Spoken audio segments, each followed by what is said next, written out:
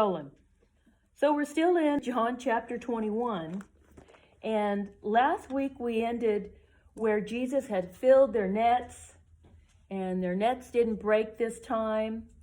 And Jesus asked them to bring some of their fish. And he had fixed breakfast for them. Once again, he's the host. It says, and Jesus said unto them, bring of the fish which ye have caught. And Simon Peter went up and drew the net to the land, full of great fishes, 153. And for all there were so many, yet the net was not broken. And I kind of went over this last week, but when they were being called his disciples and Jesus gave them a draught of fish, it broke the nets. Because it was done during the time of the old covenant, was showing how weak the old covenant was. And so it had to be replaced with the new covenant. And that's why when Jesus did this for them this time, the nets did not break. Because they aren't going to break, because these guys are going to have the gospel. And then in verse 12, Jesus said unto them, come and dine. And none of the disciples asked him, who are you? Because they knew it was the Lord. They knew immediately by these fishes. Right then, John figured it out. But I wanted to tell you something about this phrase, come and dine. And as a child and a teenager, my parents always sent me to church camp. So I've been to a lot of camps and learned a lot of songs. And I want to tell you about a song I learned about come and dine. I went to this camp called Pine Valley, and it's in San Diego County. And before every meal, we wouldn't say a prayer. We would sing this song, and I'm just going to sing it real quick because it's kind of cute. All the kids would sing it together. Come and dine, the master calleth, come and dine. You can feast at Jesus' table any time. He who fed the multitudes turned the water into wine. Come and dine, the master calleth, come and dine. And then we would just dig into that camp food, and I'll tell you what, it was always good. It was always delicious. Verse 13. Jesus then comes, and taking bread, he gives it to them, and the fish likewise. So he's still serving. He's the servant. He's serving the disciples. He's the host. He's giving them their breakfast. This is now the third time that Jesus showed himself to his disciples after that he was risen from the dead. Okay, now this next section from 15 to 25, I just want to do a little explanation, and that is about the Greek language. I am not an expert in Greek, nothing like that, but I just know a little bit.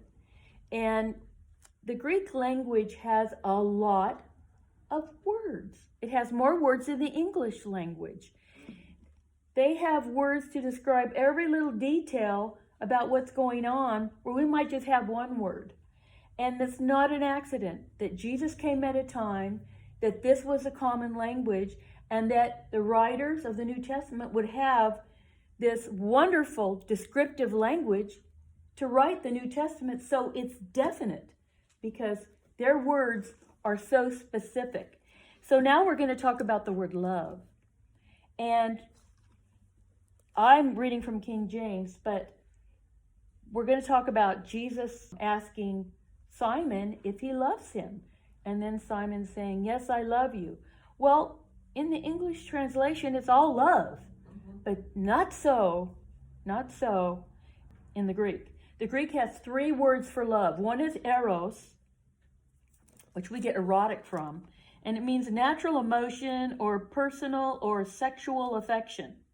And then the second one is phileo, and that is, I have affection for you, a friendship, like we're close friends. And then the third one is agapao, and that is a divine word which expresses the most superior, noblest love that there possibly is. It's a love that doesn't expect anything back. It's kind of the way we love our kids. We don't expect things in return. We just want everything for their benefit. Oh, I also wanted to quote you a verse from 1 Corinthians 13:13, which is the love chapter. And it says, and now abideth faith, hope, and love. But the greatest of these is love. We're going to talk about love tonight. So starting with verse 15. When they had eaten breakfast, Jesus said unto Simon Peter, Simon, son of Jonah, lovest thou me more than these? Meaning more than the other disciples. That's what he's asking. Now, why would he ask that? Any ideas? In Matthew 26, 31 through 35, Peter came out with a really bold statement. And this is Christ foretelling about Peter's denial. And then said Jesus unto them, all of ye are going to be offended, or you're going to stumble because of me this night. For it is written, I will smite the shepherd, and the sheep of the flock shall be scattered. But after I am risen again, I will go before you into Galilee. So here's a prophecy of him talking about what's happening right here, that he would meet them in Galilee. But Peter answered and said unto him, though all men shall be stumbled because of thee, I will never stumble. Verily, Jesus said unto him, that this night before the cock crows, you're going to deny me 3 times. And Peter said unto him, though I should die with thee, yet I will not deny thee. And likewise also said the other disciples. But he said, even though all men are going to be offended, I will not. That's why Jesus is asking him now, do you still think that? Right. Do you love me more than these men? And I'll tell you something. Peter has had a real change of attitude. Mm-hmm. After his denial, it said he went out and he wept bitterly. So he knows now he's not Mr. Big, and he's not above everybody else. And he also calls him Simon, son of Jonah. That's what he called him at the beginning. He's going back to his old name. When Jesus said, do you love me? You know what Jesus said? Do you agapao me? Do you have the greatest divine love? And you know what Peter's answer was? Yea, Lord, you know that I love thee. He said, I phileo thee. So he's saying, you know that I think you're a really good friend, and we have that kind of love. So he's not so bold now as to say, I've got the greatest love of everybody. He learned a lesson. So that's why Christ is asking him, do you love me up here? And he's saying, well, you know my mind. I love you down here. Jesus says to him, feed my lambs. And what that means is lambs could either be children or Christians that are new. They could be adults, but they would be considered lambs. So he's saying they need the milk of the word. So he's giving him instructions for his ministry. And then in verse 16, he says unto him again the second time, son of Jonah, lovest thou me? Now he uses agapao still. He's saying, do you love me with this kind of undying love? And he said unto him, yea, Lord, you know that I love you. He said, phileo. He's saying, you know that I consider you to be a very dear friend, and I care for you. So then Jesus gives him his next instruction, feed my sheep. And what he means by that is tend my sheep. Be a shepherd to my sheep, which involves discipline, right? It involves protecting them from wild animals. So that's what he's talking about right there. And one thing I wanted to point out, that in verse 15, when Jesus said, do you love me more than these? Peter never even addressed that question. He had nothing to do with that question. He just said, you know that I phileo, that I care for you a lot. Christ isn't giving up. He says unto him the third time. Now, why do you think he asked him 3 times? I'll tell you why it's 3 times. because he denied him 3 times. That's right. So he's saying, do you love me? Do you love me? Do you love me? That's what the 3 times is all about. So verse 17, and he said unto him the 3rd time, Simon, son of Jonah, lovest thou me? Now this is beautiful. You know what Christ does? He comes down to Peter's level and he says, Phileo, do you love me this way? Because he realizes Peter can't come up here. You know, it's similar to what he did with Thomas. Thomas gives him this requirement. You have to come and show yourself and let me put my fingers in the prints. And he did. He submitted to help Thomas with his faith. And he's trying to help Peter right here. He's trying to help this guy. And so he comes down to Peter's level and says, do you phileo me? Peter was grieved because he said unto him the 3rd time. Now, I don't think he was grieved because the Lord asked him 3 times. I think he was grieved because he realizes this is a repeat of me and my failures. I'm being reminded of it, but thank the Lord every time he says, do you love me? Do you love me? And then gives him instructions. Peter was grieved the 3rd time, and he said unto him, lovest thou me? And he said unto him, Lord, thou knowest all things. So now he's saying that Jesus knows all. You know that I love you. Jesus said unto him, feed my sheep. Now this isn't the same as what he had said before, but this one is actually feeding them, grazing them, because the little ones need milk, but guess what? The older ones need meat. They need the meat of the word, right? Let's go to the next verse. Verse 18. Truly, truly, I say unto you, when you were young, you girded yourself and you went wherever you wanted to go. But when you are old, you shall stretch forth your hands, and another shall gird thee and carry thee whithersoever you would not. This he spake, signifying by what death he should glorify God. And when he had spoken this, he said unto him, follow me. Now, doesn't that sound familiar? That's right. That's what he said to them at the first, with James and John and Peter and Andrew when they were at their nets, and he said, follow me and I will make you fishers of men. He's still got the same message. Follow me. I wanted to read also one other thing about Simon Peter being the one that's going to be giving the initial message that starts the church. This is Matthew 16:13 through 16. When Jesus came into the coast of Caesarea Philippi, he asked his disciples, saying, whom do men say that I, the Son of Man, am? And they said, well, some say John the Baptist, and some say Elijah, and others Jeremiah, or one of the prophets. He saith unto them, but whom say ye that I am? And the one who's always speaking out spoke out with the right answer. And Simon Peter answered and said, thou art the Christ, the Son of the living God.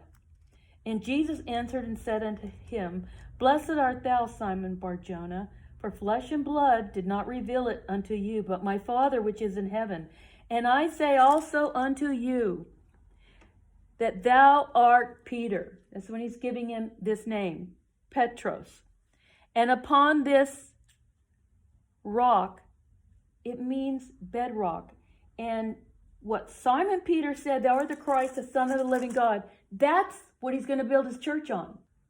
That's what that's talking about. And some people think that it's all built on Peter. It's not. But he says it's going to be built on this bedrock of what you just stated. That means Christ. That's what it's going to be built on. And the gates of death shall not prevail against it. Okay, I wanted to read that, talking about him and all these instructions that Jesus gave to him. Feed my lambs, shepherd my sheep, and then feed my sheep. And the last words he said to him are, follow me. And it's apparent that him and Jesus had kind of moved away from the fire. And they were kind of talking alone, and we know this from the next verse. Then Peter, turning about, seeth the disciple whom Jesus loved following. So the fact that he was following meant that they had to be walking. And now it's describing this disciple, which also leaned on his breast at supper and said, Lord, which is he that betrayeth thee? So he's finally, after this whole book of calling himself the disciple that Jesus loved, he just gave the description that is himself. Verse 21, Peter seeing him, now he turns around and he sees John, and he says to Jesus, well, what's this guy going to do? Can you believe that? Jesus just said, follow me, and he's worried about somebody else's commission or ministry. And Jesus said unto him, if I will that he remain till I come, what is that to you? Follow me. He just told him to follow him, and now he's already got his eyes off of Christ, and he's worried about John. It's like Jesus is saying, who do you think you are? Questioning me about what I'm going to do with one of my other children after I've just told you this wonderful information, and you're worried about that? He's saying to Peter, that is none of your business. That means, what is that to you? That means nothing to you. You just had a wonderful conversation with God, and now you're worried about what somebody else is going to do. So Jesus was giving this as an illustration, not that John was going to live forever, but guess what? This is what the brethren do. 23. Then went this saying abroad among the brethren, that disciple would not die. Yet Jesus said not unto him, he shall not die. But if he remains till I come, what is that to you? It was just an illustration to Peter. He never said that John was going to. He's just saying if he did. That's none of your business. And of course he didn't. He did outlive the other disciples, but he died. They all died. This is a disciple which testifieth of these things, and wrote these things, and we know that his testimony is true. So John is speaking of himself, saying, look, I wrote this book, and by the way, he wrote this book after all the other disciples were gone. That's when he wrote this book. And we know that his testimony is true. Verse 25. And there are also many other things which Jesus did, in the which, if they should be written every one, I suppose that even the world itself could not contain the books that should be written. Amen. There's one other thing I want to read. Luke 22, 31 and 32. And this is also in another gospel, Christ talking about Peter's denial. But I'm just going to read the first two verses. And the Lord said, Simon, Simon, behold, Satan has desired to have you, that he may sift you as wheat. That means completely destroy him. But I have prayed for you, that your faith fail not. And when you are converted, meaning when you are, doesn't mean converted, when you have a change of heart, strengthen your brethren. See, he's going to be the leader. And there's more told about Peter in the Bible than any other disciple. There's more information about Peter. He's the one who gave the message that started the church. He's the one that Jesus took aside here. And the beautiful thing about this, two beautiful things I want to end with. One is that all that denial that he did, Jesus died for that. He died for that night. So he loves Peter. And even when Peter can't come up to the agape, the agapao, and he just has the phileo, you know what? Jesus says, I'll come down to where you're at and help you right there. Because that's the kind of Lord that we have. And when he said that Satan desired Peter, well, he desires you too. Sure does. But what comfort we have that Jesus prays for us. And if you ever want to look that up, the true Lord's Prayer, we studied this, is John 17. And if you want to go home and read that, you'll see that he prays for us. He prays for all those that will come. He prayed for us that night before he was crucified. So that's my lesson.